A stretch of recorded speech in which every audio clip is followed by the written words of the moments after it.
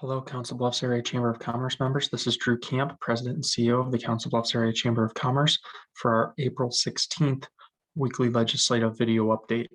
We have 2 weeks until the tentative adjournment of the 2021 legislative session, which means there's a lot still to do. But at the same time, we have seen some progress being made, but yet both sides, the Senate and the House, do have a lot of different, not only policy bills, but appropriations bills that they need to get over the finish line before they can adjourn by that targeted adjournment date of April 30th. Some of the key things that I wanted to make sure we touched on are first the budget. There seems to kind of be a stalemate on the budget in the House and the Senate. We've reported that for the past couple of weeks. They're still having quite a bit of a difficulty coming to terms with one another on a lot of different major funding issues, including just in general the appropriations bills.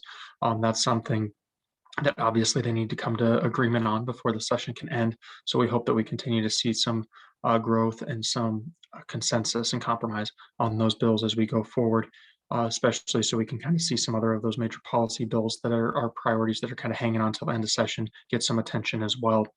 With regards to the Iowa Economic Development Authority budget, it was cut by $50,000, which we didn't necessarily expect, and it isn't a huge number, obviously, but obviously anytime we see a cut to that number, we'd prefer to see it status quo. So that obviously caught our attention, and we've always advocated for to the very least remain a status quo budget. So it is significant to see that there was somewhat of a cut there, but at the same time, it shouldn't be anything that is something that Debbie Durham and her team at Iowa Economic Development Authority is not able to handle and absorb. With regards to mental health funding, that's the bill that Senator Dawson came out with a couple weeks ago, and it has a lot of different things. It's really that omnibus bill where they try to shift mental health funding from property tax to sales tax and other funding at the state level. But the thing is, there's also a lot of other provisions within that bill. It does remove the triggers, which we are in favor of, and it also increases mental health funding, obviously, which we're also in favor of. But something it also does is it repeals the voter approved PEARL for school districts, which is something that we're indifferent to, but is something that definitely catches our eye, especially due to the fact that it's voter approved. That's something that's kind of perplexing, just due to the fact that if it's voter approved by a local community, why would you try to take it away? That's something that's drawn the ire of a lot of folks that are in the education sector. But perhaps the biggest thing from our perspective within that bill is the fact that it would get rid of the property tax backfill, which is $152 million a year. It equates to about $4 million total between all the taxing entities here within Council Bluffs. And according to the mayor, it's about 3.77% of our local budget here in Council Bluffs that would be impacted and pulled back if they did repeal that property tax backfill. And that's something that would also have big impacts for both school districts and the county. So that's something we're very much monitoring. We obviously are very close partners with those public entities. So that's something when we see a bill like this, we're always troubled to see it. And we also advocate against it. We've advocated against every attempt since 2013 to repeal the property tax backfill. And this is no different in this event within this bill.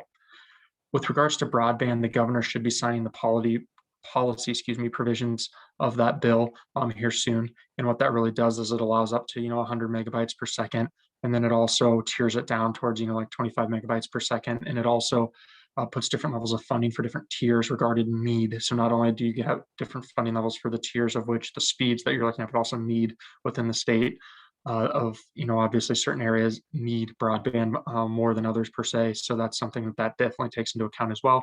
But we're still waiting on the funding piece of that because it was really split out into two different things, the policy piece and the funding piece. We expect the funding to be around $100 million, which is pretty good, especially considering the governor came out with 150. We didn't necessarily number would get hit. We obviously advocated for it, but we didn't necessarily think that number would get the full appropriation of that 150 million.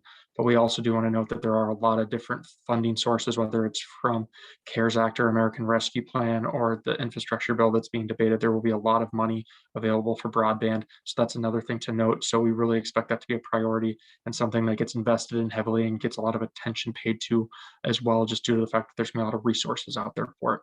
With regard to the housing bill, It's something that's really kind of gotten chopped up now, and we've heard it now from Senator Dawson for several months that there was a lot of concern about several other provisions.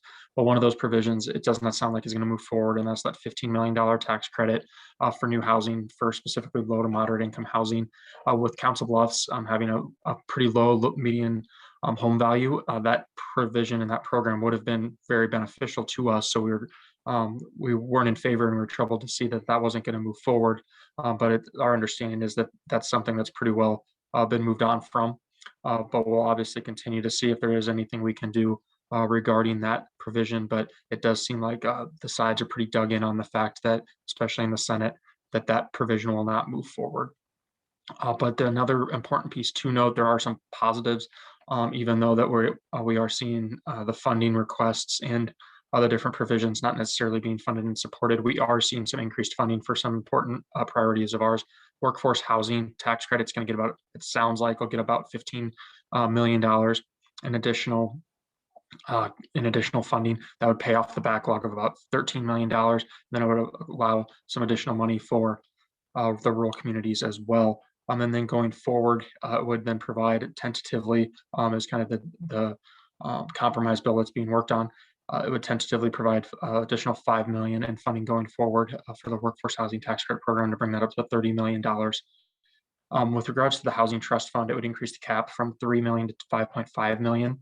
And that's important, obviously, for communities that utilize workforce housing trust funds, because that obviously nearly doubles the resource available there. While we had advocated for the doubling of the Brownfield Grayfield tax credit, it appears, and like I said, this is a tentative, yet to be finalized agreement, but it's something that it appears that that number will stay the same at $10 million for the funding for that program, and then you get extended for an additional 10 years because it was set to sunset this year. So we are happy to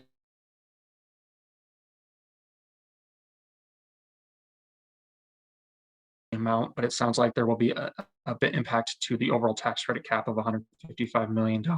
So it's something we continue to watch very closely. That was one of our priority bills. It has been throughout the entire session. And I just want to note again, even though I mentioned some of those numbers, those are things that are currently being debated. So that's something that, while it's good to see some numbers and some concrete figures get put out there, nothing is final until the session adjourns, obviously. So I did want to note that fact as well. We really do want to make sure that we continue to advocate and promote also our events for our legislative roundtables. And we do have one, and that's April 20th.